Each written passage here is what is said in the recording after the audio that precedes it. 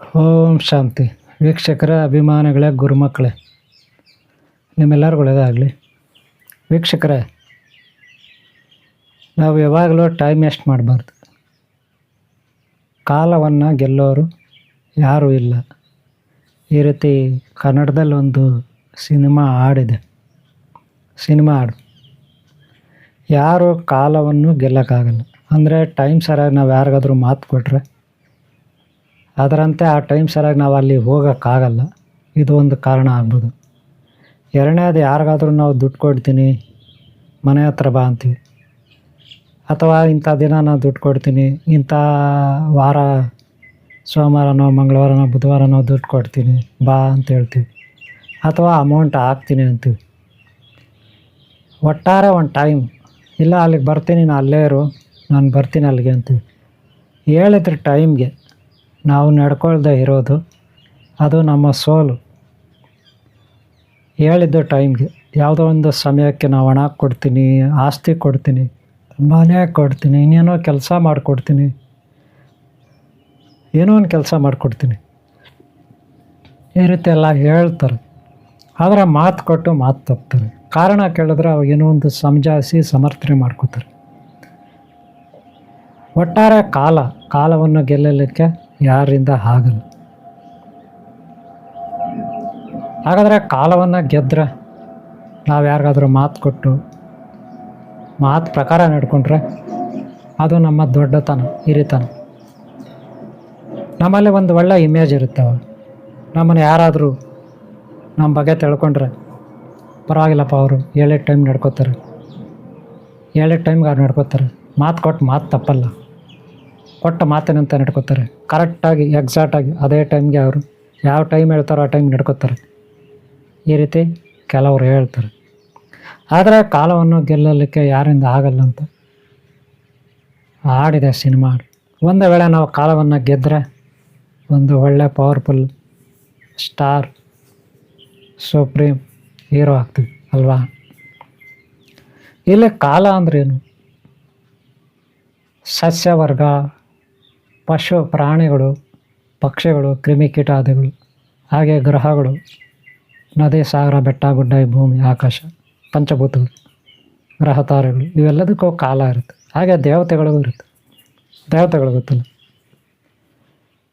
ಮನುಷ್ಯರು ಅನ್ಕೋತಾರೆ ನಮಗೆ ಅಲ್ಪಾಯುಷು, 60 ವರ್ಷ, 70 ವರ್ಷ, 100 ವರ್ಷ ನಾವು ಅಷ್ಟೇ ಬದುಕೋದು, 120 ವರ್ಷ ಬದುಕ್ತೀವಿ. ಆದರೆ ದೇವತೆಗಳು ಸಾವಿರಾರು ವರ್ಷ, ಲಕ್ಷಾಂತರ ವರ್ಷ ಬದುಕ್ತಾರೆ ಅಂತ ಕೆಲವರು ಅನ್ಕೋತಾರೆ. ಇಲ್ಲಿ ಯಾರು ಎಷ್ಟೇ ಬದುಕಲಿ, ಕಾಲ ಅಂತ ಒಂದಿರುತ್ತೆ.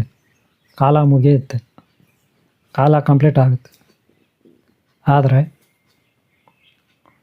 ಎಷ್ಟು ಕಾಲ ಇರುತ್ತೋ ಅದರಲ್ಲಿ ನಾವು ಏನನ್ನಾದರೂ ಸಾಧನೆ ಮಾಡಬೇಕು. ಏನನ್ನು ಸಾಧನೆ ಮಾಡಬೇಕು? ಕೆಲವರು ಈ ಫೇಸ್ಬುಕ್ಕಲ್ಲಿ, ಇನ್ಸ್ಟಾಗ್ರಾಮಲ್ಲಿ, ಯೂಟ್ಯೂಬಲ್ಲಿ, ಅಲ್ಲಿ ಇಲ್ಲಿ ಆ್ಯಪ್ಗಳಲ್ಲಿ ಕೂತ್ಕೊಂಡು, ಅಥವಾ ಇನ್ನೆಲ್ಲ ಗುಂಪು ಕೂಡ್ಕೊಂಡು ಟೈಮ್ನ ಎಷ್ಟು ಮಾಡ್ತಾರೆ. ಅನಾವಶ್ಯಕವಾಗಿ ಕೆಲಸಕ್ಕೆ ಬಾರ್ದಲ್ಲ ಮಾತಾಡಿಕೊಂಡು ಗಂಟೆಗಟ್ಟಲೆ ಟೈಮ್ ವೇಸ್ಟ್ ಮಾಡ್ತಾರೆ. ಅದರಿಂದ ತಮ್ಮ ಜೀವನ ಹಾಳಾಗುತ್ತೆ. ಆಯುಸ್ಸು ಮುಗಿಯುತ್ತೆ, ವಯಸ್ಸಾಗ್ಬಿಡುತ್ತೆ. ಅಷ್ಟೊತ್ತಿಗೆ ನಾವು ₹1 ಸಂಪಾದನೆ ಮಾಡಿರಲ್ಲ, ಬ್ಯಾಂಕಲ್ಲಿ ಒಂದಷ್ಟು ಇಟ್ಟಿರಲ್ಲ, ಹಣನೂ ಮಾಡಿರಲ್ಲ, ಆಸ್ತಿನೂ ಮಾಡಿರಲ್ಲ. ನಾವು ಒಳ್ಳೆ ಎಜುಕೇಷನ್ ಮಾಡಿ ಒಳ್ಳೆ ಯಾವುದೋ ಒಂದು ಅಧಿಕಾರನೂ ಸಂಪಾದನೆ ಮಾಡ್ಕೊಂಡಿರಲ್ಲ, ಯಾವುದೋ ಒಂದು ಸಂಶೋಧನೆನೂ ನಾವು ಮಾಡಿರಲ್ಲ, ರಿಸರ್ಚ್ ಕೂಡ ಮಾಡಿರಲ್ಲ. ಇಡೀ ಟೈಮ್ ವೇಸ್ಟ್ ಆಗಿರುತ್ತೆ. ಇದು ಆಗಬಾರ್ದು ಅಂದರೆ ನಾವು ಹೇಗಿರಬೇಕು? ಸಮಯವನ್ನು ಗೆಲ್ಲಬೇಕು. ಸಮಯನ ಗೆಲ್ಲೋದಂದ್ರೆ ಏನು?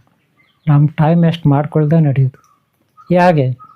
ಬೆಳಗ್ಗೆ ಎದ್ದಾಗಿಂದ ಸಂಜೆವರೆಗೂ ಎಷ್ಟೊತ್ತಿಗಾದರೂ ಹೇಳಿ, 8 ಗಂಟೆಗಾದರೂ ಹೇಳಿ, ಬೆಳಗ್ಗೆ 6 ಗಂಟೆಗಾದರೂ ಹೇಳಿ, 4 ಗಂಟೆಗಾದರೂ ಹೇಳಿ, ಅವತ್ತು ನಾವು ಏನು ಕೆಲಸ ಮಾಡಬೇಕು ಅದನ್ನು ಒಂದು ಟೈಮ್ ಟೇಬಲ್ ಪ್ರಕಾರ ನಾವು ಕೆಲಸನ ಮಾಡಿ ಮುಗಿಸ್ಕೊಂಡ್ರೆ ಜೀವನದಲ್ಲಿ ನಾವು ಒಳ್ಳೆಯ ಪವರ್ಫುಲ್ ವ್ಯಕ್ತಿ ಆಗ್ತೀವಿ. ಅದೇನಾದರೂ ಆಗಲಿ, ಸಣ್ಣ ಪುಟ್ಟ ಕೆಲಸ ಅಂತ ಅನ್ಕೋಬಾರ್ದು. ₹1 ಆದಾಯ ಇದೆಯಾ, ಒಂದು ಸಣ್ಣ ಕೆಲಸ ಇದೆಯಾ, ಮುತುವರ್ಜಿಯಾಗಿ ಮನಸ್ಸಿಟ್ಟು ಪ್ರೀತಿಯಿಂದ ಪ್ರೇಮದಿಂದ ಆ ಕೆಲಸ ಮಾಡಿ ಮುಗಿಸ್ಬೇಕು. ಹಾಗೆ ಟೈಮ್ ವೇಸ್ಟ್ ಮಾಡ್ದಿರ, ಸಮಯ ವ್ಯರ್ಥ ಮಾಡ್ದಿರ, ಅನಾವಶ್ಯಕವಾಗಿ ಏನನ್ನೂ ಮಾತಾಡ್ದಿರ, ಇವ್ರ ಹತ್ರ ಅನಾವಶ್ಯಕವಾಗಿ ಇವ್ರ ಹತ್ರ ಹರಟೆ ಹೊಡಿತಾರೆ ಸುಮ್ಮನೆ, ಅವೆಲ್ಲ ಮಾಡ್ದಿರ. ಕೆಲಸಬಾರ್ದು ವೀಡಿಯೋಗಳು ನೋಡೋದು ಯೂಟ್ಯೂಬಲ್ಲಿ, ಕೆಲಸಬಾರ್ದು ವೀಡಿಯೋಗಳು, ಸಿನಿಮಾಗಳು, ಸ್ಟೇಟಸ್ಗಳು, ರೀಲ್ಗಳು, ಇನ್ನೊಂದು ಮತ್ತೊಂದು ನೋಡೋದು, ಇವೆಲ್ಲ ಮಾಡಬಾರ್ದು. ಅದರಿಂದ ಟೈಮ್ ವೇಸ್ಟ್. ಹಾಗೆ ಕೆಲಸಬಾರ್ದು ಹರಟೆ ಹೊಡೋದು, ಯಾರ ಹತ್ರ ಫೋನುಗಳು ಮಾಡೋದು. ಫೋನುಗಳಲ್ಲಿ ಇವಾಗ ಫ್ರೀಯಾಗಿ ಎಷ್ಟೊಂದು ಅಂದರೆ ಅಷ್ಟೊತ್ತು ಮಾತಾಡ್ಬೋದು ಅಂತೇಳಿ ಆ ಫೋನುಗಳನ್ನ ಮಿಸ್ಯೂಸ್ ಮಾಡ್ಕೊಳ್ಳೋದು, ಇಂಟರ್ನೆಟ್ನ ಮಿಸ್ಯೂಸ್ ಮಾಡ್ಕೊಳ್ಳೋದು. ಆದರೆ ನಾವು ಎಷ್ಟು ಅನಾವಶ್ಯಕವಾಗಿ ಮಾತಾಡ್ತೀವಿ ಫೋನುಗಳಲ್ಲಿ, ಅಷ್ಟು ಕಂಪನಿಗೆ ಲಾಸ್ ಆಗುತ್ತೆ. ನಿಮ್ಗೆ ಗೊತ್ತಾ ಅದು? ಯಾರಿಗೆ ಲಾಸ್ ಮಾಡಿದ್ರೆ ಒಂದೇ ಅಲ್ವಾ? ಅದು ಕೂಡ ನಮ್ಮ ಅಜ್ಞಾನ ಅಲ್ವಾ? ಕಂಪ್ನಿಗೂ ಲಾಸ್ ಮಾಡಬಾರ್ದು, ಕಂಪ್ನಿಯವರು ನಮಗೂ ಹೆಚ್ಚಾಗಿ ದುಡ್ಡು ಬಿಲ್ ಮಾಡಬಾರ್ದು ಅಲ್ವಾ? ಆವಾಗ ನಮ್ಮ ತಲೆನೋವು ಬರುತ್ತೆ. ಹೆಚ್ಚಾಗಿ ಮಾತಾಡಿದ್ರೆ ತಲೆನೋವು, ಬಾಯಿ ನೋವು, ಹೀಟ್ ಆಗುತ್ತೆ, ಮುಖ ಎಲ್ಲ ಸಣ್ಣದಾಗುತ್ತೆ. ಬೇಕಾದ್ರೆ ನೋಡಿ, ಹೆಚ್ಚಾಗಿ ಮಾತಾಡಿದ್ರೆ ಮುಖ ಎಲ್ಲ ಸಣ್ಣದಾಗುತ್ತೆ, ಅನಾರೋಗ್ಯ ಸೃಷ್ಟಿಯಾಗುತ್ತೆ. ಯಾವಾಗ ತಲೆನೋವು ಬರುತ್ತೆ, ಮೆದುಳೆಲ್ಲ ಆಯಾಸಗೊಳ್ಳುತ್ತೆ, ಮೆದುಳು ತಲೆನೋವು ಬರುತ್ತೆ, ಆವಾಗ ಈ ಶರೀರವನ್ನು ಅದು ನೋಡ್ಕೊಳ್ಳಲ್ಲ. ಶರೀರವನ್ನು ನೋಡ್ಕೋಬೇಕಲ್ವ, ಎಲ್ಲ ಅಂಗಗಳನ್ನು. ಒಳ್ಳೆ ಜೀರ್ಣಕ್ರಿಯೆ ನಡಿಬೇಕು. ನಾವು ತಿಂದಿರೋ ಊಟ ಅದನ್ನು ಯಾರು ನೋಡ್ಕೊಳ್ಳೋದು? ಮೆದುಳು. ನಮ್ಮ ನಿರ್ಧಾರಗಳು, ಒಳ್ಳೆ ನಿರ್ಧಾರ ತಗೋಬೇಕು. ಯಾರೋ ವ್ಯಾಪಾರ ಮಾಡ್ತಾರೆ, ಯಾರೋ ಫ್ಯಾಕ್ಟ್ರಿ ಇರುತ್ತೆ, ಯಾವುದೋ ಆಫೀಸ್ ಇರುತ್ತೆ, ಯಾವುದೋ ಪೊಲೀಸ್ ಕೆಲಸನೋ, ಆರ್ಮಿ, ಸೈನ್ಯನೋ, ಅಥವಾ ಇಂಟೆಲಿಜೆನ್ಸಿನೋ, ಅಥವಾ ವ್ಯಾಪಾರ ಮಾಡೋರು, ರಾಜಕೀಯ ವ್ಯಕ್ತಿಗಳು ಯಾರೋ ಇರ್ತಾರೆ, ಅಥವಾ ರೈತರು ಯಾರೋ ಇರ್ತಾರೆ. ಆದರೆ ನಾವು ತಗೊಳ್ಳೋ ನಿರ್ಧಾರಗಳು ಶುದ್ಧವಾಗಿರಬೇಕು. ತಗೊಳ್ಳೋ ನಿರ್ಧಾರಗಳು ಶುದ್ಧವಾಗಿರಬೇಕು. ಒಳ್ಳೆ ಪವರ್ಫುಲ್ ಆಗಿರಬೇಕು, ಒಳ್ಳೆ ಒಂದು ಕ್ರಮಬದ್ಧವಾಗಿರಬೇಕು, ಒಂದು ನಿಯಮಬದ್ಧವಾಗಿರಬೇಕು. ಅವುಗಳಿಂದ ಒಳ್ಳೆ ಫಲಕಾರಿ ಆಗಬೇಕು. ನಾವು ತಗೊಳ್ಳೋ ನಿರ್ಧಾರಗಳು ಅಂತಂದರೆ ಅವು ಹೇಗೆ ಅವು ಕಾರ್ಯನಿರ್ವಹಿಸ್ತವೆ? ನಮ್ಮ ನಿರ್ಧಾರಗಳ ಮೇಲೆ ಕಾರ್ಯನಿರ್ವಹಿಸ್ತವೆ ಅಲ್ವಾ? ಯಾವುದೇ ಕೆಲಸ ಆಗಲಿ, ಆ ನಿರ್ಧಾರನೇ ಸರಿಯಿಲ್ಲ ಅಂದರೆ ಆ ಕಾರ್ಯಗಳು ಫೈಲರ್ ಆಗ್ತವೆ, ಅದರಿಂದ ಲಾಸ್ ಆಗ್ತವೆ ಅಲ್ವಾ? ಕಾರ್ಯಗತವಾಗಬೇಕು ಅಂದರೆ ಒಳ್ಳೆ ನಿರ್ಧಾರ ಬೇಕಂದ್ರೆ ನಮ್ಮ ಬ್ರೈನ್ ಕರೆಕ್ಟಾಗಿರಬೇಕು. ನಮ್ಮ ಬ್ರೈನ್ ಕರೆಕ್ಟಾಗಿರ್ಬೇಕಂದ್ರೆ ಶಾಂತಿ ಇರಬೇಕು ಅಲ್ವಾ? ಪ್ರಶಾಂತವಾಗಿರ್ಬೇಕು ಬ್ರೈನ್ ಅಲ್ವಾ? ಬ್ರೈನೇ ಸರಿ ಇಲ್ಲಾಂದರೆ ತಿಂದಿದ್ದ ಆಹಾರ ಜೀರ್ಣ ಆಗಲ್ಲ. ತಿಂದಿದ್ದ ಆಹಾರ ಜೀರ್ಣ ಆಗಿಲ್ಲ ಅಂದರೆ ಸುಸ್ತಾಗುತ್ತೆ, ಶರೀರಕ್ಕೆ ಒಳ್ಳೆ ಆರೋಗ್ಯ ಇರಲ್ಲ, ನಶಿಷ್ಯವಾಗುತ್ತೆ ಶರೀರ. ಕೆಲವ್ರಿಗೆಲ್ಲ ಕಿಡ್ನಿ ಫೈಲರ್ ಆಗುತ್ತೆ, ಹಾರ್ಟ್ ಅಟ್ಯಾಕ್ ಆಗುತ್ತೆ, ಅಲ್ಸರ್, ಅಪ್ರೆಂಟಿಸ್, ಇವೆಲ್ಲ ಕರುಳುಗಳು ಹುಣ್ಣಾಗುತ್ತೆ, ಬಾಯಿ ಹುಣ್ಣಾಗುತ್ತೆ. ಇದೆಲ್ಲ ಎಲ್ಲಿಂದ ಬರುತ್ತೆ? ನಾವು ತಗೊಳ್ಳೋ ನಿರ್ಧಾರಗಳು, ಆಲೋಚನೆಗಳು. ನಾವು ಟೈಮ್ ವೇಸ್ಟ್ ಮಾಡ್ತೀವಲ್ಲ, ಏನೇನೋ ನೋಡ್ಕೊಂಡು, ಏನೇನೋ ಮಾಡ್ಕೊಂಡು, ಯಾರ ಹತ್ರ ಮಾತಾಡಿ ಇವೆಲ್ಲ ಮಾಡಬಾರ್ದು. ಹೆಚ್ಚಾಗಿ ಮಾತಾಡಬಾರ್ದು, ಅದರಿಂದ ಅನಾರೋಗ್ಯ 90% ಹೇಳ್ತೀನಿ ನೋಡಿ. ಇನ್ನು ತಿನ್ನೋ ಪದಾರ್ಥಗಳು ಶುದ್ಧವಾಗಿರಬೇಕು, ಒಳ್ಳೆ ಪೌಷ್ಟಿಕ ಹಣ್ಣು ಹಂಪಲ ಸಸ್ಯಾಹಾರ ತರಕಾರಿಗಳು ಇವೆಲ್ಲ ತಿನ್ನಬೇಕು. ಒಳ್ಳೆ ಶುದ್ಧವಾದ ನೀರು ಕುಡಿಬೇಕು. ಹಾಗೆ ಸಮಯನ ಶಾಂತವಾಗಿಟ್ಕೋಬೇಕು, ಪ್ರಶಾಂತವಾಗಿಟ್ಕೋಬೇಕು. ನಮ್ಮ ಕೆಲಸ ಕಾರ್ಯ ಮಾಡೋದು ತಪ್ಪಲ್ಲ, ನಮ್ಮ ಕೆಲಸ ಕಾರ್ಯ ಮಾಡಬೇಕು. ಹಂಗಂತ ಕತ್ತೆ ದುಡ್ದಂಗೆ ದುಡಿಬಾರ್ದು. ಬೆಳಗ್ಗೆ 3:30 ಎದ್ದುಬಿಡೋದು, ಕೂತ್ಕೊಳ್ಳೋದು, ರಾತ್ರಿ 12 ಗಂಟೆಗೆ ಮಲಗೋದು, ಮತ್ತೆ ಆಮೇಲೆ ನಿದ್ದೆ ಮಾಡೋದು. ಇವಾಗ ಪ್ರಶಾಂತತೆ. ಇವಾಗ ಬರೀ ದುಡ್ಡು ಸಂಪಾದನೆ ಆದಾಯ ಅಂದರೆ ಅದು ಕೂಡ ವೇಸ್ಟ್, ಅದು ಕೂಡ ಸರಿ ಇಲ್ಲ. ಒಂದು ಕ್ರಮಬದ್ಧವಾಗಿ ನಮ್ಮ ಜೀವನ ಇರಬೇಕು, ಜೀವನದ ಶೈಲಿ. ಆ ಕ್ರಮಬದ್ಧತೆ ತಪ್ಪೋದ್ರೆ ಕ್ರಮ ಸಿದ್ಧಾಂತನೇ ತಪ್ಪೋಗುತ್ತೆ. ಆಗ ನಿಯಮಗಳು ಇಲ್ಲ, ವಿಧಾನಗಳಿಲ್ಲ. ಲಂಗು ಲಗಾಮಿಲ್ಲದೆ ಕುದುರೆ ಓಡುತ್ತಲ್ಲ, ಜಟ್ಕಾ ಬಂಡಿ, ಆ ರೀತಿ ಹೋಗಿ ಲಂಗು ಲಗಾಮಿಲ್ಲದೆ 2 ವೀಲರ್ ಓಡಿಸ್ತಾರಲ್ಲ, 4 ವೀಲರ್ ಓಡಿಸ್ತಾರಲ್ಲ ಲಂಗು ಲಗಾಮಿಲ್ಲದೆ, ಹಂಗೋಗಿ ಎಲ್ಲ ಹಳ್ಳದಲ್ಲಿ ಬಿದ್ದೋಗ್ತೀವಿ. ನಮ್ಮ ಜೀವನ ಹಾಳಾಗುತ್ತೆ, ಆರೋಗ್ಯ ಕೆಡುತ್ತೆ. ಆರೋಗ್ಯ ಕೆಟ್ಟರೆ ಆರ್ಥಿಕವಾಗಿ ನಷ್ಟ ಆಗ್ತೀವಿ, ಒಳ್ಳೆ ಆಲೋಚನೆಗಳಿರಲ್ಲ. ಇಡೀ ನಮ್ಮ ಸುತ್ತಲೂ ಕಷ್ಟಗಳೇ ಬರುತ್ತೆ. ಜಗಳಗಳು, ತಗಾದೆಗಳು, ಕಷ್ಟಗಳು, ನೋವುಗಳು, ಬಾಧೆಗಳು ಇವೆಲ್ಲ ಎಲ್ಲಿಂದ ಬರುತ್ತೆ? ನಮ್ಮ ಆಲೋಚನೆ ಸರಿ ಇರಲ್ಲ, ನಮ್ಮ ನಿರ್ಧಾರಗಳು ಸರಿ ಇರಲ್ಲ ಅಲ್ವಾ? ಇವೆಲ್ಲ ಸರಿ ಹೋಗ್ಬೇಕಂದ್ರೆ ನಮಗೆ ಟೆನ್ಷನ್ ಇರಬಾರ್ದು. ಮನಸ್ಸಿಗೆ ನಮ್ಮ ಸುತ್ತಲೂ ಏನೇನೋ ಸಮಸ್ಯೆಗಳು ಬರುತ್ತೆ ಡೈಲಿ, ಅವುಗಳನ್ನು ಭಾಳ ಸುಲಭವಾಗಿ ಕಡಿಮೆ ಸಮಯದಲ್ಲಿ ನಿಭಾಯಿಸಬೇಕು. ಅದಕ್ಕೆ ನಮ್ಗೆ ಒಳ್ಳೆ ಬುದ್ಧಿ ಬೇಕು, ಒಳ್ಳೆ ಜ್ಞಾನ ಬೇಕು, ಒಳ್ಳೆಯ ಸಮಯ ಪ್ರಜ್ಞೆ ಬೇಕು, ಒಳ್ಳೆಯ ಆಲೋಚನೆ ಬೇಕು. ಅದಕ್ಕೆ ನಾವು ಪ್ರಶಾಂತತೆಯನ್ನು ಕಾಪಾಡ್ಕೋಬೇಕು, ನಮ್ಮ ಪ್ರಶಾಂತತೆ. ಅದಕ್ಕೆ ಬೆಳಗ್ಗೆ ಎದ್ದ ತಕ್ಷಣ ಧ್ಯಾನ ಒಂದಷ್ಟು ಎಷ್ಟೊತ್ತಿಗೆ ಹೇಳಿ, ನಿದ್ರೆ ಕೆಡಬೇಡಿ, ಆರೋಗ್ಯ ಕೆಡಿಸ್ಕೋಬೇಡಿ. ನೀವು ತಣ್ಣೀರು ಸ್ನಾನ ಮಾಡಿ ಬಿಡಿ, ನೀವು ಸ್ನಾನ ಮಾಡದಿದ್ರೆ ಪರವಾಗಿಲ್ಲ, ಗೊತ್ತಾಯ್ತಲ್ಲ?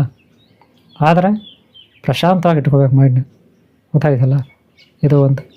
ಎರಡನೇದು, ನೀವು 3 ದಿನಕ್ಕೊಂದು ಸಾರಿ ಸ್ನಾನ ಮಾಡಿ, 4 ದಿನಕ್ಕೊಂದು ಸಾರಿ ಸ್ನಾನ ಮಾಡಿ, ವಾರಕ್ಕೊಂದು ಸಾರಿ ಸ್ನಾನ ಮಾಡಿ, ತಣ್ಣೀರೇ ಮಾಡಿ. ಬಿಸಿನೀರು ಮಾಡಬೇಡಿ. ನಾನು ಹೇಳ್ತೇನೆ ಬಿಸಿನೀರು ಮಾಡೋಕ್ಕೆ ಹೋಗಬೇಡಿ. 3 ದಿನಕ್ಕೆ ಒಂದು ಸಾರಿ ಸ್ನಾನ ಮಾಡಿ ಪರವಾಗಿಲ್ಲ. ಮಧ್ಯಾಹ್ನ ಸ್ನಾನ ಮಾಡಿ ಬಿಸಿಲಲ್ಲಿ ಪರವಾಗಿಲ್ಲ, ತಣ್ಣೀರೇ ಮಾಡಬೇಕು. ನೆನ್ಪಿಟ್ಕೊಳ್ಳಿ, ಗೊತ್ತಾಯ್ತಿಲ್ಲ? ಆದಷ್ಟು ತುಂಬ ಕೋಲ್ಡ್ ಇರೋರು ಬೇಡ, ಕೆಲವರು ಕೋಲ್ಡ್ ಆಗುತ್ತೆ ಅವ್ರು ಬೇಡ. ಆಮೇಲೆ ದೈವಭಕ್ತಿ ಇರಬೇಕು. ಸೋಮವಾರ, ಆಮೇಲೆ ಶನಿವಾರ, ಶುಕ್ರವಾರ ಇತ್ಯಾದಿ ವಾರಗಳಲ್ಲಿ ದೇವ್ರ ಗುಡಿಗೆ ಹೋಗ್ಬೇಕು. ನಿಮ್ಮದು ಯಾವುದೋ ದೇವ್ರ ಗುಡಿನೋ ಯಾವುದೋ ಒಂದು ಮಂದಿರ ಇರುತ್ತಲ್ಲ ಅಲ್ಲಿ ಹೋಗಿ ಪ್ರಶಾಂತವಾಗಿ ಒಂದು ಅರ್ಧ ಅವರ್ 1 ಅವರಲ್ಲಿ ಟೈಮ್ ಪಾಸ್ ಮಾಡ್ಕೊಂಡು ಬರಬೇಕು. ಹೆಂಡ್ತಿ ಮಕ್ಕಳಿದ್ದಾರೆ, ವಾರಕ್ಕೆ 2 ಸಾರಿ ಹೊರಗಡೆ ಕರ್ಕೊಂಡಾಗ ಅವ್ರಿಗೇನು ತಿಂಡಿ ಅದು ಇದು ಕೊಡಿಸ್ಬೇಕು. ಪ್ರಶಾಂತತೆ, ಮನಸ್ಸಿಗೆ ಪ್ರಶಾಂತತೆ ಸಿಗುತ್ತೆ. ಮಾನಸಿಕವಾಗಿ ದೈಹಿಕವಾಗಿ ನಾವು ಶಾಂತಿ ಅನ್ನೋದು ಬೇಕು. ಮನಸ್ಸಿಗೆ ಶಾಂತಿ ಬೇಕು ಅಲ್ವಾ? ಅದಿಲ್ಲದೆ ಹೋದರೆ ವೇಸ್ಟ್. ಓಕೆ,